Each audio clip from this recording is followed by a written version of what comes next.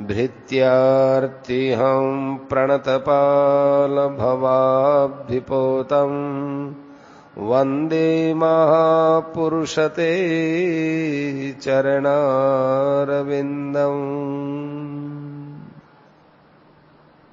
लंबा लेख है, अपनी राम कथा थोड़ी सी की है, इसमें समय लगे कोई बात नहीं। प्रतिक्षण समय बीतता जा रहा है, जो समय चला जाता है वो लौटकर नहीं आता है। जितनी आयु हमारी चली गई वो लाखों रुपया खर्च करने पर भी वापस नहीं आ सकती। समय से तो ऐश आराम भोग और भगवान मिल सकते हैं, पर समय किसी से भी नहीं मिल सकता। मनुष्य का जन्म बार बार नहीं मिलेगा। मनुष्य जीवन का समय बहुत मूल्यवान है, इसका मूल्य आंका नहीं जा सकता है, इसलिए अमूल्य है। जिसका उपयोग ठीक से करने पर भगवान की प्राप्ति हो सकती है। ऐसे समय को किसी भी अन्य कार्य में लगावे तो उसकी पूर्ति हो ही नहीं सकती है। इसलिए भगवान की प्राप्ति के लिए ही अपने समय को लगाना चाहिए। भगवान की प्राप्ति की साधना के सिवा अपने वाणी से व्यर्थ बकवाद न करें। कानों से दूसरी बातें मत सुने। नेत्रों से अन्य किसी को न देखें, न हृदय में स्थान दें। देखो, ये सब नेत्र है, वाणी है, कान है, मुंह है, ये फाटक है। ये तो भगवान के लिए खोलना चाहिए। आप दूसरी चीजों के लिए खोलते हो। तो फाटक दो काम है, फाटक का बंद होना और फाटक को खोलना। भगवान के लिए फाटक खोल दो और दूसरे कार्यों के लिए इस फाटक को बंद कर दो। भगवान की दी हुई चीजें जैसे स्त्री है, पुत्र है, ऐश्वर्य है, धन है, शरीर है, मन है, बुद्धि है, इंद्रियां हैं, अपना जीवन है, अपना प्राण है, ये सब भगवान की प्राप्ति में लगा दें तो हमारा जीवन सफल हो जाएगा। ये दी हुई तो भगवान की है, अधिकार हमारा चलता नहीं है। उससे और अधिक भगवान की आशा, भगवान से हमको आशा करनी भी नहीं चाहिए कि जो दिया है उससे ज्यादा आशा भगवान से नहीं करनी चाहिए। और भगवान इससे ज्यादा आशा पूर्ति भी नहीं करते हैं। और हम जितनी सामग्री है उतनी से ही भगवान को प्राप्त कर सकते हैं। इससे ज्यादा भगवान भी हमसे आशा नहीं करते हैं। भगवान कहते हैं जो तेरे अधिकार में है वह सब तू मुझे अर्पण कर दे। इसके बाद क्या होगा वो मैं जानू, मेरा काम जाने। जैसे कोई आदमी कहता है आओ नौका में बैठ जाओ, मैं तुमको पार्क ले जाऊंगा, तो नौका में बैठ गए। अब वो नौका को कैसे खिवाता है, कैसे चलाता है, ये अपनी जिम्मेदारी थोड़ी है, वो नौका वाला जाने। इकरार तो यह है कि सब का सब भगवान के अर्पण कर देवे, पर हमें ऐसा विश्वास है कि कहीं इसमें त्रुटि रह जाए तो उसकी पूर्ति कैसे होगी, कहीं भगवान नाराज तो नहीं हो जाएंगे। अरे ऐसी बात नहीं, भगवान कोई पराये नहीं है, भगवान तो अपने ही हैं। उसकी पूर्ति कोई त्रुटि रह जाए उसकी पूर्ति भगवान करते हैं, मदद करते हैं, सहायता करते हैं। इसे एक कहानी से समझो। एक सज्जन किसी धनी महाजन से 10,000 रुपए ऋण के रूप में लाए और व्यापार किया, उसमें घाटा लग गया। 5,000 रुपए तो उस घाटे में प्राप्त हो गए, समाप्त हो गए। अब 5,000 रुपए बचे।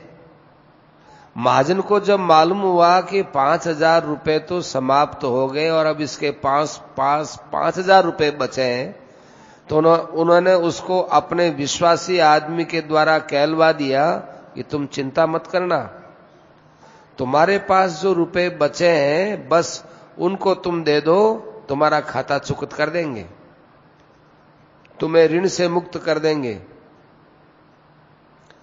तो उसके पास, बेचारे के पास 5,000 रुपया बचा। 5,000 रुपया तो घाटा लग गया। वो सच्चे दिल से आया और ले जाकर के उस महाजन को 5,000 रुपये सुपुर्द कर दिए। जितने और पास में सब दे दिए, और घर में पड़ा कपड़ा, बर्तन और दुकान में सामान वो भी ला करके दे दिया। 5,000 रुपये की पूर्ति हो गई, 5,000 रुपये बाकी रह गए। तो महाजन ने कहा कि हम तुम्हें 10,000 की फाड़कती देते हैं। फाड़कती माने ऋण मुक्ति, अर्थात तुम्हारा ऋण मुक्त हो गया, अर्थात तुम्हारा खाता चूकता हो गया। यह सुनते ही वो ऋण लेने वाला आदमी रोने लग गया। उसने कहा कि सेठ जी, हम कोई 5,000 रुपये आपसे माफ कराना थोड़ी चाहते थे। आप 5,000 रुपये की फाड़कती देवें और 5,000 रुपये जो बाकी है हमसे काम करवा लो, चुकता करवा लो। हमारी स्त्री है, हमारा लड़का है और मैं खुद हूं, हमको कहीं बाजार में बेच दो, कहीं काम धंधे में लगा दो। हम सबके खाने के अतिरिक्त जो कुछ हमको मिलेगा सब आपको देते रहेंगे, जमा करा देंगे। हमको फिर पैसा रख करके करना क्या है। तब महाजन ने 5,000 रुपये उसके ऋण के पेटे जमा कर लिए और 5,000 रुपये उसके नामे रख दिए। अब उसने कहा कि इन 5,000 रुपयों की आप रजिस्ट्री करा लो, मेरे घर की रजिस्ट्री करा लो, फिर मैं पास में रुपया होने पर ना नहीं कर सकूंगा, नहीं तो क्या पता मैं ना कर दूं। आज तो मन ठीक है, कल मन खराब हो जाए, क्योंकि इस मन का भी तो भरोसा नहीं है, ये कब किस समय हमसे बदल जाए कुछ पता नहीं है। तब उस सेठ ने कहा, अरे जिसकी ऐसी नीयत है उसके लिए तो कोई रुपए की चिंता की बात ही नहीं है। खूब सोच विचार करके उसने कहा कि देखो, तुम एक काम करो, हम तुम्हें एक दुकान खुलवा देते हैं।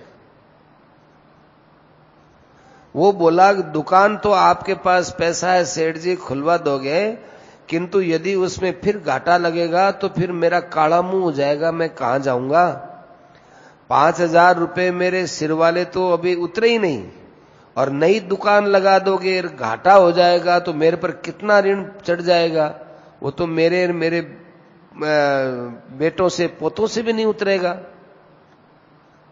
महाजन और खुश हो गया कि देखो इसकी कितनी नीयत साफ है, बेटों पोतों से भी ये मेरा ऋण ही उतरवाना चाहता है। तो महाजन ने कहा कि ऐसा करो, हम दुकान में ऐसा कर देंगे कि तुम्हारा घाटे में हिस्सा नहीं रहेगा। दुकान मेरी है, सामान मेरा है, रुपया मेरा है, हम मुनाफे में तुम्हारा चौथाई हिस्सा रख देंगे और घाटे में तुम्हारा कोई हिस्सा नहीं रहेगा। अब बोलो, घाटे मुनाफे दोनों हो तब तो देखो आधा आधा तुम्हारा आधा हमारा, लेकिन हम तो सारा पैसा हमारा ही लगवा रहे हैं, तुम्हारा लगवा ही नहीं रहे, तो घाटे में हम तुम्हारा हिस्सा रखेंगे ही नहीं। अब रहा तुम्हारी मेहनत, उस मेहनत के बदले चौथा हिस्सा तुम्हारा है, जो भी कोई नफा होगा उसमें तो, किंतु तुम्हारा केवल नफे में हिस्सा रहेगा, तो 1/4 तुम्हारा, 3/4 हमारा। तो वो बोला जैसे आपकी इच्छा। महाजन ने दुकान करवा दी और अपना एक आदमी और दे दिया कि भाई तुम इनके साथ रहो, ये बेचारा फिर कहीं घाटे में न चला जाए, पता न चले, तुम साथ में रहो, इसकी मदद करो। रोजगार होता रहा और वह स्त्री लड़का सब एक समय रोटी खाते, क्योंकि जिसके ऊपर कर्जा होता है उसको 2 समय रोटी नहीं खानी चाहिए, एक समय रोटी खाता, जिससे उसका खर्च कम रहा और जो बचा वो महाजन के पास जमा कराता रहा। इस तरह महाजन की ऋण वाली सब रकम पूरी हो गई और धीरे धीरे उसका व्यापार भी अच्छा, ठीक चौथाई हिस्से में अच्छा मिलने लग गया। एक तरफ तो ये बात है। उसी गांव में एक बेईमान आदमी था उसने भी महाजन से 10,000 रुपए ले रखे थे, उसकी नीयत थी खोटी, उसी महाजन से उसी महाजन से 10,000 रुपए लिए, उसकी नीयत थी खोटी। उसे भी 5,000 रुपए का घाटा लग गया। उसने आकर के अपने सेठ से कह दिया कि सेठ हमारे घाटा लग गया, हमारे तो पूरे 10,000 का घाटा लग गया। सेठ को पता था कि 10,000 तो नहीं लगे, 5,000 का ही लगना चाहिए, क्यों दोनों का एक काम है। उसके 5,000 का घाटा दी, उसके 10,000 क्यों घाटा?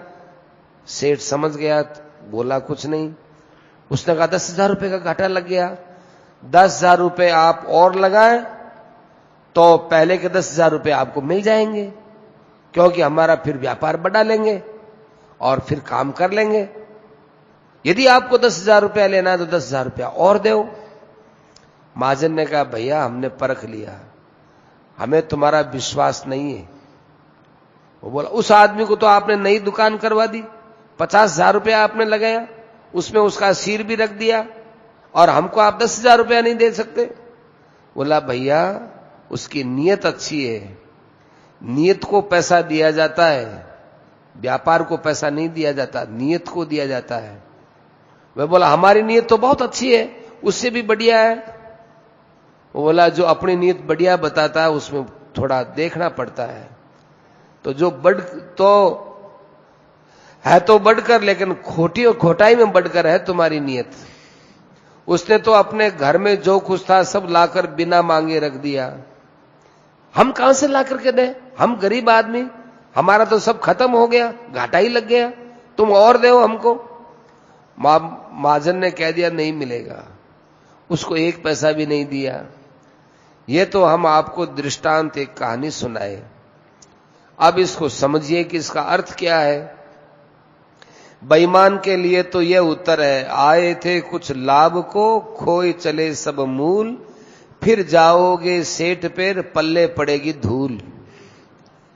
इस प्रकार हम सब लोग लाभ के लिए आए थे मानव शरीर में। हम लोगों ने जो ऋण लिया था वो सब समाप्त करके अब फिर सेठ के पास जाएंगे कि आपने जो हमें ऋण दिया था वो तो हमने समाप्त हो गया, अब की बार फिर दीजिए, तो पहले का ऋण और यह ऋण भी चुका देंगे। सेठ इनकार करेगा कि एक भी पैसा नहीं देंगे।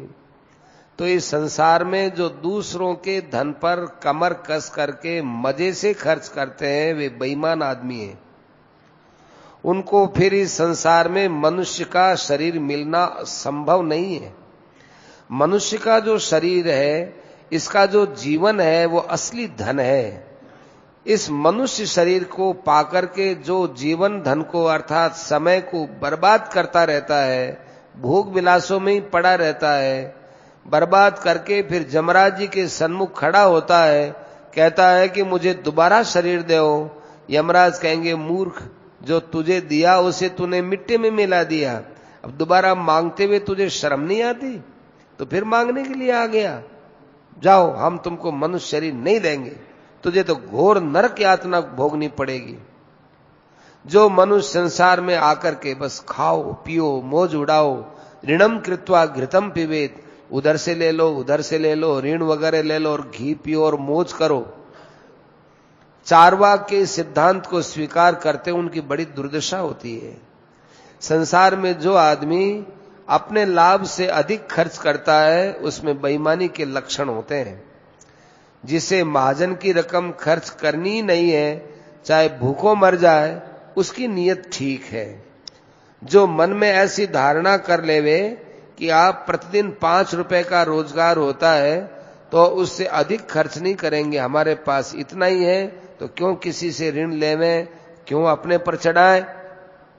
उसे 5 रुपए का ही अन्न खरीदकर अपने कुटुंब का पालन करना होगा। बोलेगा उससे काम नहीं चले तो क्या होगा, मृत्यु हो जाएगी और क्या होगा।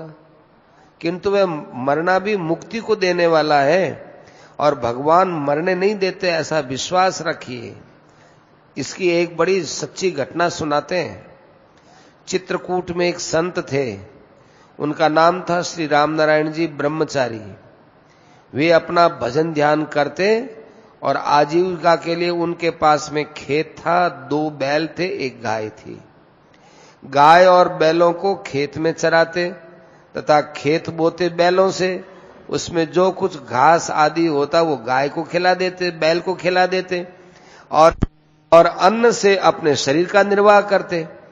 थोड़ा नमक, कपड़ा, अन्य आवश्यक वस्तुएं अन्न देकर बदल लेते, अन्न की बिक्री नहीं करते। कोई आदमी उनको संत महात्मा समझकर उनके लिए कोई भेंट, फल, अनाज, पुस्तक, ये कपड़े लाके कोई देता तो कह देते भाई मैं मेरे खेत से कमाता हूं, मुझे आवश्यकता नहीं है। अपने खाने के लिए अन्न उपजा लेते हैं, उससे अपना काम चलाते हैं, दूसरों की चीज किसी हालत में नहीं लेते, ऐसा उनका नियम था। किसी ने पूछा कि महाराज आप लेते नहीं हैं, किंतु किसी वर्ष में यदि वर्षा नहीं हुई, काल पड़ गया तो वे बोले ऐसा हो ही कैसे सकता है कि वर्षा नहीं हो। क्यों कि जिसने पैदा किया है उसको जिंदा भी तो रखना पड़ेगा, वह तो वर्षा करेगा ही, क्योंकि हमारे पास कोई स्टॉक तो है नहीं, कोई पूंजी तो है नहीं, और दूसरे की चीज हम लेते नहीं, तो हमारा निर्वाह तो भगवान को करना पड़ेगा। तो एक साल अकाल पड़ा, तो सब जगह अकाल पड़ा, परंतु उनके खेत में वर्षा हो गई। सब लोग देखने आए कि इनके खेत में कैसे बरसात हो गई, वे अपना निर्वाह करते। ऐसे जो आदमी सर्वथा भगवान के भरोसे रहता है, उसकी भगवान को चिंता रहती है और सब प्रबंध भगवान करते हैं। तो वे त्यागी और विरक्त पुरुष थे, बहुतों ने उनका दर्शन किया है, हमने भी उनका दर्शन किया है। सेठ जी कहते हैं हमने भी दर्शन किया है। कोई भी चीज किसी से किसी भी हालत में नहीं लेते थे, यह उनका पक्का नियम था। कोई उनके द्वार पर आ जाए, उसको देख के कहते हैं कि भाई कैसे आए, भूखे तो नहीं हो, आओ भाई हमारे पास जैसी रोटी झीम लो, भोजन कर लो। वो कहता महाराज नहीं, आपको संकोच होगा, क्योंकि आप कभी किसी का प्रतिग्रह लेते नहीं, दान वगैरह लेते नहीं, भोजन भी आपके पास सीमित है। ना ना ना ना, हम उतने से ही काम चला लेंगे, काम ही तो चलाना है, हमें ज्यादा जरूरत नहीं है। गाय का जो दूध होता है उसे वे तथा उनके सेवक दोनों पी लेते, और कोई बाहर का आदमी आ जाता तो अपनी टाल कर देते, उनको पिला देते, लो भाई तुम पी लो। उसमें से थोड़ा बहुत घी निकाल लेते बिलोना करके। जब गाय दूध नहीं देती तो उस समय घी लिया कर लेते थे, और जब गाय दूध देती उस समय दूध में रोटी कर लेते। एक गाय, 2 बैल, एक उनका सेवक, एक आप, इन सब का खर्च खेत से निकालते थे। दिन रात भजन करते रहते। केवल 5 या 6 घंटे सोना, से समय में खूब जप ध्यान करना पक्का नियम था। यदि कोई वहां चला जाए तो शिक्षा की बात पूछी तो कह दी, नहीं तो अपने चुप रहते थे। ऐसा उनका जीवन था। तो भगवान के ऊपर आप अपना जीवन व्यतीत करो। अभी हमने जो सेठ की कथा सुनाई, ऋण लेने वालों की कथा सुनाई, उसको आप गहराई से समझो। हम लोग यहां आए हैं, हम लोग ऋणी हैं। हमारा महाजन धर्मराज है, उससे 100 वर्ष की आयु लेकर यहां आए, उसमें 50 वर्ष की आयु तो बीत गई, अर्थात 10,000 रुपए में से 5,000 रुपए लग गए। 10,000 रुपए तो 100 वर्ष की आयु है, और महाजन धर्मराज है। धर्मराज ने किसी महात्मा के द्वारा कहलाया कि जो धन चला गया सो चला गया, बाकी तुम दे दो। तो उसने आधा अपने पास बचा था वो दे दिया, अपना तन मन सब चीजों को भगवान के अर्पण कर दिया। धर्मराज का हो भगवान को एक ही बात है, इसको आप 2 दृष्टि से मत देखना, ये कह रहे हैं। या 2 नहीं है, अपने तो तात्पर्य समझना है। तो सब कुछ अपने भगवान के समर्पण कर दिया। 50 वर्ष की उम्र आ गई भाई, अब तो चलने का समय आ गया, अब तो बिल्कुल पता नहीं है, दे दिया। भगवान ने आधा लेकर के उसका खाता चुकता कर दिया। तो वो रोने लगा कि महाराज मैं इस प्रकार थोड़ी ही चाहता हूं, संसार से उद्धार कर दो, वही खाता चुकता करना है। तो वे ऋण से मुक्त करते हैं, तो वह नहीं चाहता कि हमें ऋण से मुक्त करे। वो कहते हैं हमसे भजन साधन करवाओ, परिश्रम करवाओ, भजन ध्यान करें। फिर मालिक ने उसको उसके अंदर विश्वास बढ़ाया, तो मालिक ने विश्वास करके बड़ी दुकान खुलवा दी। अर्थात भगवान के भावों का संसार में प्रचार करने में सम्मिलित करना, लंबी रकम लगाना। अच्छा तुम जाओ हमारा प्रचार करो, और कहा कि तुम्हारी 1/4 भागीदारी रहेगी। संसार में भक्ति, ज्ञान, वैराग्य का खूब प्रचार करो। वो जो प्रचार करने लगा, उस प्रचार से उसका उद्धार हो गया। उसने कहा ये हमारे लिए न्याय युक्त है। वह कम खर्च में अपना निर्वाह करता है, जो बचता है वो भगवान के कोष में जमा कराता है। उसके नफे में हिस्सा था, घाटे में था नहीं, और भगवान के प्रचार करने में कभी घाटा लगता नहीं।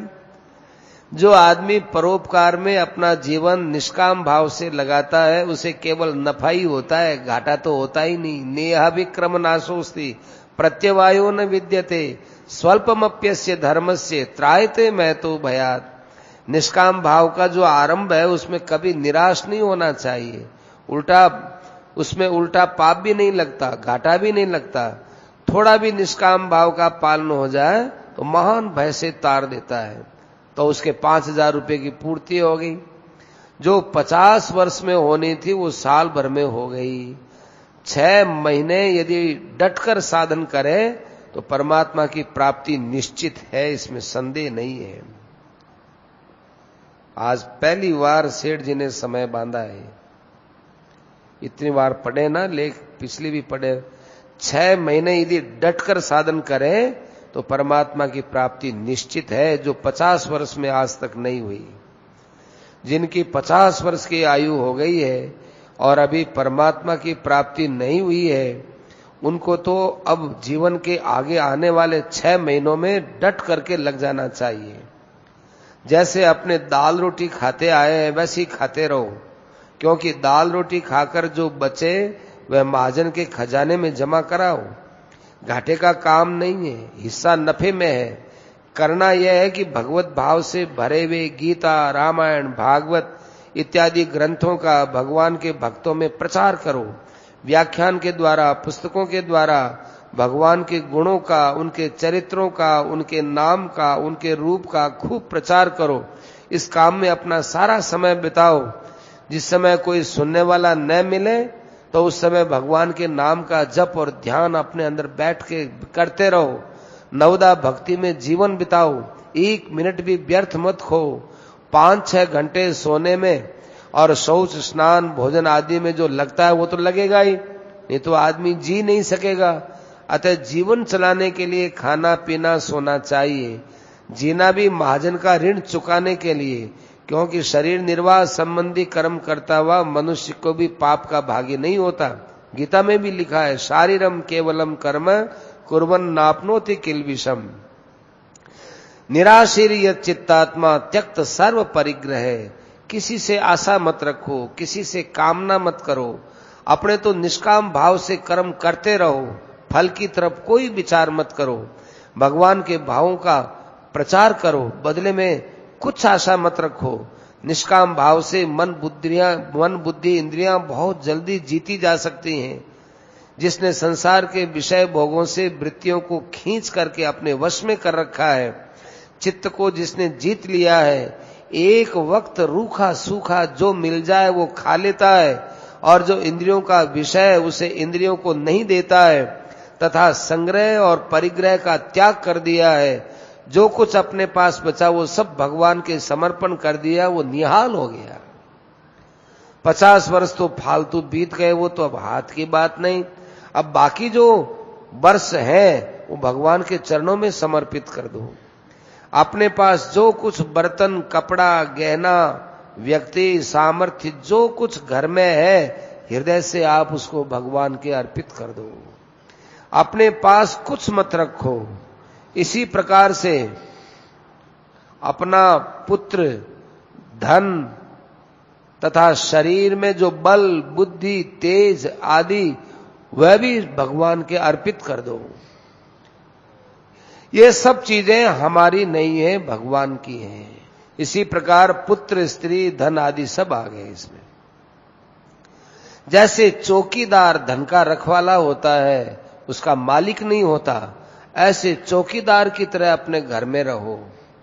कि भगवान का घर है, भगवान का सामान है, इसकी साल संभाल करना है, जब तक जीवित हैं भाई करते हैं, मर जाएंगे तो भगवान जाने।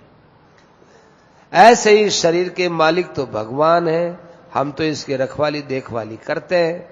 घर में बैठकर इसकी रखवाली करें कि यही कायम रहे, बना रहे, तो इस संसार में हम लोग अपना समय बहुत शांति से व्यतीत करें। ज्यादा ये प्रपंच में न उलझें। भगवान के नाम का जप, भगवान के स्वरूप का ध्यान और उनकी पूजा, चरणों की सेवा, उनकी बातों को कान से सुनना, थोड़ी थोड़ी देर में भगवान जब याद आए उनको नमस्कार करना, प्रभु को अपना स्वामी समझना, अपने को सेवक समझना, ऐसा मानना कि मेरे मालिक, मेरे स्वामी कोई है, ऐसा मान करके रहना, वो प्रभु है। प्रभु अपने को सखा माने, सखा मान लो, मित्र मान लो। भगवान के साथ जो संबंध मान लो, भगवान उसी में ही खुश है। एक बात है, मित्र का संबंध होता है वो बड़ा खुले दिल का होता है, ऐसा खुला दिल भाई के साथ भी नहीं होता। इसलिए कई भक्त हैं वो भगवान को अपना मित्र मानते हैं कि मेरे सखा है, जिनसे अच्छी बुरी सब बात कही जा सकती है। हम तो उसके लायक तो नहीं है, किंतु पूंजी न होने पर भी भगवान ने अपना मित्र मानकर दुकान में मुनाफे में हमारा 1/4 हिस्सा रख दिया।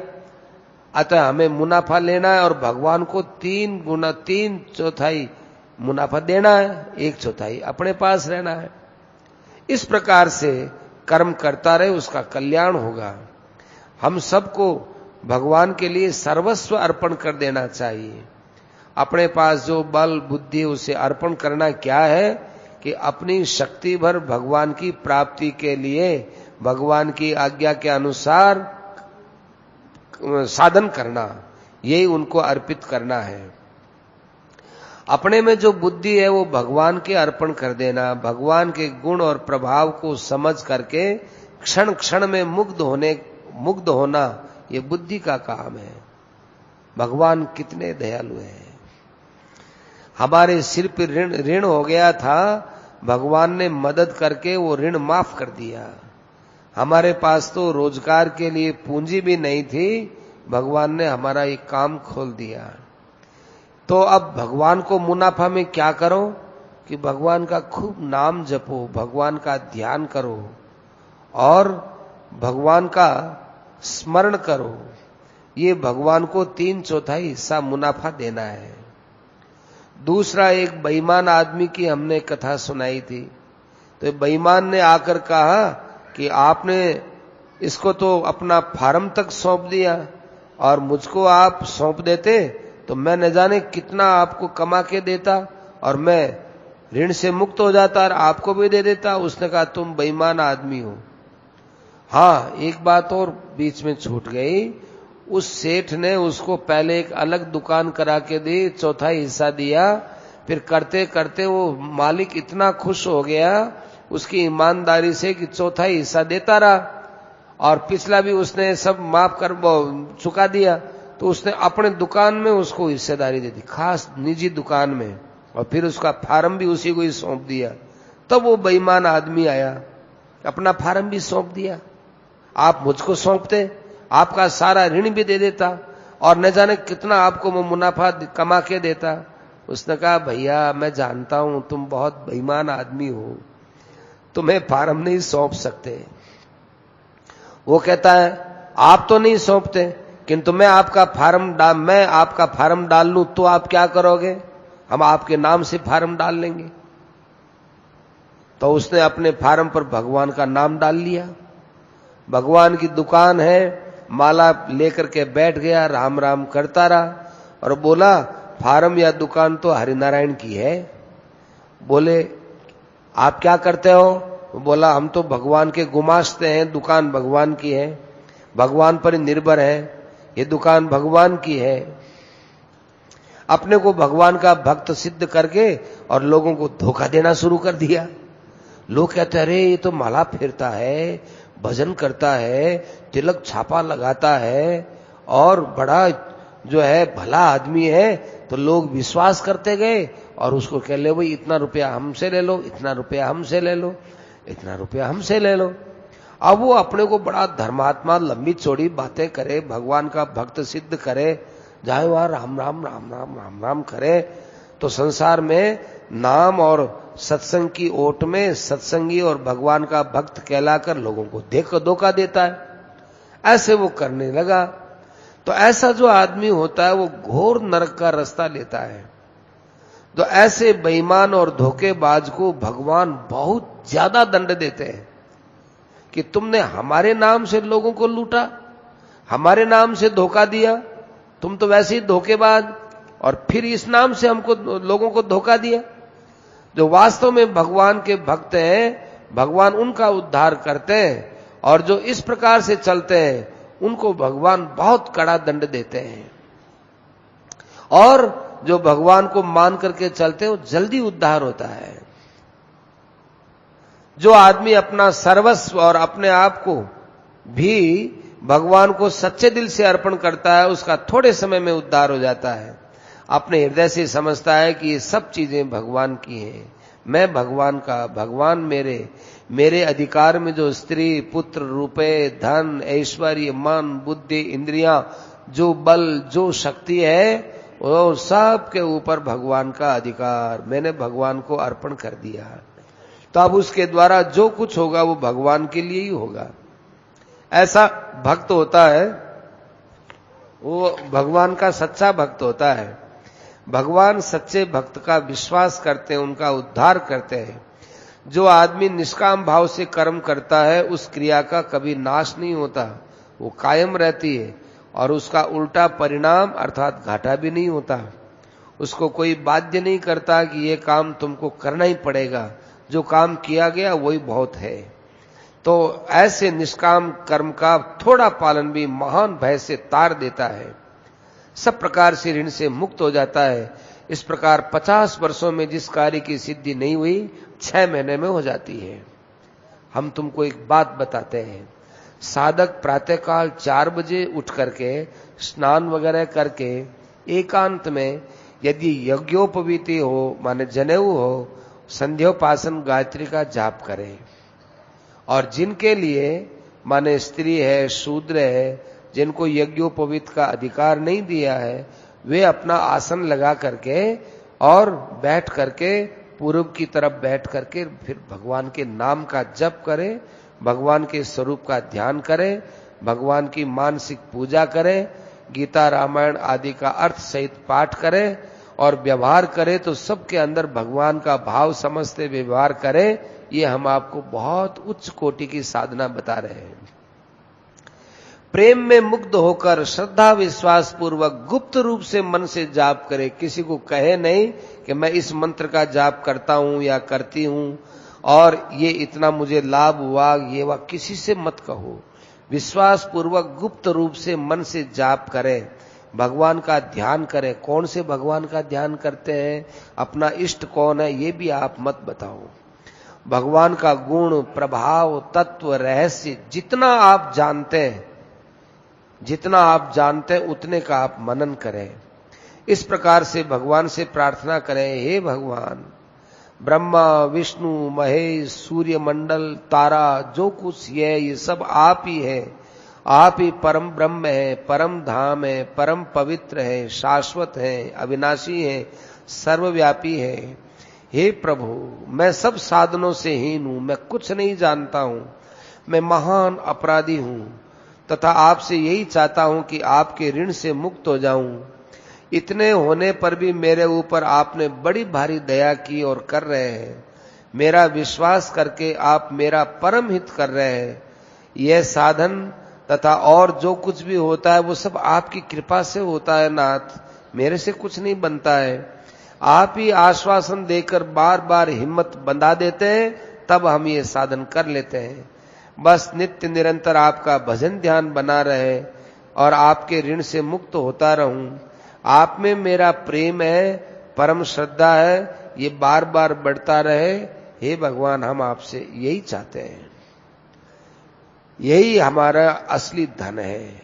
ये प्रार्थना करो, भगवान का काम करना और भगवान के काम में लगे रहना, घर गृहस्थ का काम करते हो, घर गृहस्थ का काम करो ही मत, ये भगवान का समझ के काम करो। संसार में भगवान की भक्ति और उनके गुण प्रभाव के तत्व का खूब प्रचार करो। भगवान के स्वरूप को याद कर कर करके मुग्ध रहो। भगवान की सेवा करने के समय में भगवान के नाम रूप को मत भूलो, उनकी सेवा करो, सबकी सेवा करो। परिवार में सबकी सेवा है, ये भगवान की सेवा है।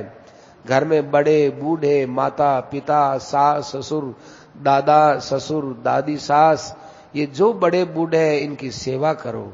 इनकी सेवा से भगवान खुश होते हैं। भगवान की आज्ञा के अनुसार सबकी तन मन धन से निष्काम भाव से सेवा करना भगवान का उत्तम काम है। 6 घंटे रात्रि के सोने के समय में भगवान के स्वरूप और उनको नाम को याद करते हुए, स्तुति प्रार्थना करते हुए सोना चाहिए। सोना बिस्तर पर राम राम राम राम राम राम स्वरूप का ध्यान, नींद आ गई, अब वो 6 घंटे तक पड़े रहेंगे तो वो भजन माना जाएगा। उठते ही पहला शब्द भगवान का नाम हो तो 6 घंटे भी भजन हो जाएगा। नींद की नींद आ गई, भजन का भजन हो गया। तो आज 50 वर्ष में जो काम नहीं हुआ 6 महीने में हो जाएगा। ऋण से मुक्त होने के लिए भगवान स्वयं उसकी मदद करते हैं। भगवान की प्रतिज्ञा है कि योगक्षेमम वहाम्यहम, जो मेरा भजन साधन जितना करता है मैं उसकी भजन साधन आदि की प्राप्ति में कोई कमी रहती है तो उसकी पूर्ति कर देता हूं, और जितना वो कर चुका होता है उसकी मैं रक्षा करता हूं।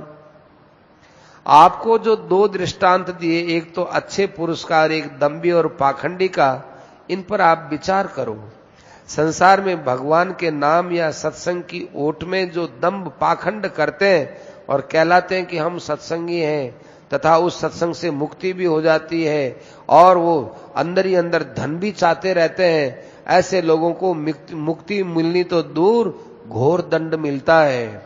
और जो दूसरा ईमानदार अच्छी नीयत वाला होता है उसको यहां भी आनंद और वहां भी आनंद। सब प्रकार से भगवान उसका विश्वास करते हैं, उसको अपने हृदय से लगाते हैं, फिर उसके योगक्षेम का वहन करते हैं। उसको अपने हृदय से लगाते हैं, योगक्षेम का वहन करते हैं और उसको संसार सागर से तार देते हैं। स्वयं भगवान उसको वह बुद्धि देते हैं जिससे उनकी प्राप्ति होती है। उनको सहारा देकर के सब प्रकार के ऋणों से, पितृ ऋण, ऋषि ऋण, देव ऋण से मुक्त कर देते हैं। पितरों का उद्धार करके मानो सारी पृथ्वी का उसने दान दे दिया और सबकी सेवा करके मानो सारे भूत प्राणियों से वह मुक्त हो गया। भगवान की कृपा के प्रभाव से उसमें अहंकार नहीं, ममता नहीं, अपना सारा जीवन, अपना तन मन धन सब भगवान की चीज समझकर भगवान को समर्पण कर देवे। तो पहले उसने जो समय बर्बाद किया था उससे उस पर भगवान का ऋण चढ़ गया था तथा भगवान की तरफ से वो अपराधी हो गया था, किंतु अब वो अपराध और ऋण से मुक्त हो गया। थोड़े समय में अपना काम कर लिया, बाकी का जो समय उसे उत्तम से उत्तम काम में लगाओ। न च तस्मान मनुष्येषु कश्चिन में प्रियकृततमः भविता न च मे तस्माद अन्यः प्रियतरो भुवि। गीता शास्त्र का प्रचार करता है उसके समान कोई मेरा प्रिय नहीं है। शेष समय जब तक जीवित रहो हंस हंस करके रहो, भगवान के लीलाओं का चिंतन करके हंसते रहो, गाते रहो, भगवान की लीलाओं को गाते रहो, मस्त रहो। भगवान की अपने पर अपार कृपा है ऐसा मान करके रहो। भगवान की लीला देखकर मुग्ध रहो। बार बार सोचो, ओह भगवान कितने दयालु हैं, मदद कर कर के 6 महीने में देखो हमारे अंदर कितना परिवर्तन कर दिया। अरे हमारे अंदर क्या सामर्थ्य थी, हम तो घाटा लगाने वाले थे, हमको ऋण से मुक्त कर दिया उन्होंने। भगवान की ये चीजें दया देख देख करके नाचो, गाओ, मस्त हो जाओ। भगवान की क्रिया को देखकर मुग्ध हो जाओ। वह देखता है कि ये सब हुआ है, ओहो भगवान ने मेरे जैसे पर कृपा कर दी, जिस कृपा के लायक मैं नहीं था उस पर कृपा कर दी। भगवान ने स्वयं ये सब बातें की, अब उसके आनंद का ठिकाना ही नहीं है। किया तो भगवान ने, आनंद आया हमको। ऐसे भगवत प्राप्त भक्त की लीला चरित को देख देख करके भगवान भी हंसते हैं और मुग्ध होते हैं। भक्त और भगवान एक दूसरे को मुग्ध करने में लगे रहते हैं। भगवान की सारी लीला भक्त को मुग्ध करने के लिए होती है और भक्त को हर समय भगवान की प्रसन्नता का ही ध्यान रहता है, उसको भगवान की लीला ही दिखती है और वे भगवान सबके हृदय में विराजमान है, उस सबको भगवान से अभिन्न देखता है। भगवान की चेष्टा भक्त के लिए और भक्त की चेष्टा भगवान के लिए, एक दूसरे के ऊपर मुग्ध होकर के आनंद ही आनंद करते रहते हैं। या यूं कहो कि प्रेम तो वहां पूर्ण है ही, आनंद वहां पूर्ण है ही, क्या गुंजाइश है वहां यह कहने के लिए दोनों तरफ वहां कमी है ही नहीं, न भगवान के आनंद की कमी न भक्त के आनंद की कमी। इसलिए भगवान अपने पास आनंद वो भक्त को देते हैं और भक्त के पास आनंद वो भगवान को देते हैं, दोनों ही देने में ही लगे हुए हैं, कमी तो है नहीं, करें क्या हो। भगवान का भक्त संसार में जब तक जीता है खूब हंस हंस करके जीता है, नाच नाच करके जीता है, आनंद में रहता है। क्यों? भगवान को अपने साथ मान लिया। तब ऐसे पुरुषों के संग में यदि अपने भी सम्मिलित हो जाए तो ये कितने गौरव की प्रसन्नता की बात है। तुलसीदास जी ने कितनी बढ़िया बात लिखी। तात स्वर्ग अपवर्ग सुख धरिय तुला एक अंग, तुलनता ही सकल मिली जो सुख लव सतसंग। हे तात, स्वर्ग और मोक्ष के सब सुखों को तराजू के एक पलड़े में रख दो और दूसरे पलड़े में सत्संग का एक क्षण मात्र रख दो, तो वो क्षण मात्र है वो भारी रहेगा, ये बाकी सारे सुख ऊपर हल्के हो जाएंगे। क्योंकि स्वर्ग आदि की जो चीज है वो थोड़ी देर सुख दे सकती है, मुक्ति थोड़ी दे सकती है। सत्संग तो मुक्ति तक साथ देता है, उसके आगे भी साथ देता है। कहां सत्संग है, कहां स्वर्ग आदि का सुख है, कुछ नहीं है।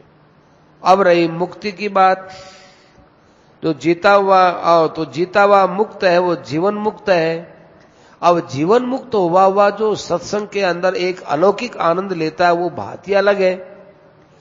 उसके हाथ में रहने वाले, उस समूह में रहने वाले आनंद में मुग्ध रहते हैं, उसके साथ रहने वाले, उसके समूह में रहने वाले वही आनंद में नाचते रहते हैं। यही चाहते हैं कि आहा भगवान की चर्चा फिर हो, हरदम होती रहे। ऐसे उसके जीवन में आनंद ही आनंद बढ़ता रहता है। न तो कोई भोग चाहते हैं, न मोक्ष चाहते हैं, न उनको वो ये भगवान की चर्चा के बराबर मानते हैं। भगवान की चर्चा में न तो उनको कोई लाज आती, न शर्म आती, न भय लगता, न उनको मान चाहिए, न बड़ाई चाहिए, न आदर चाहिए, न सत्कार चाहिए, न स्तुति, न प्रार्थना। सब भावों से, क्रियाओं से ऊपर उठकर वो एक अलौकिक स्थिति में हो जाता है। इसलिए अपना जो जन्म है ऐसा समझ करके अपना समय उपयुक्त बनाने के लिए जो हमने साधन बताया उसमें लग जाना चाहिए।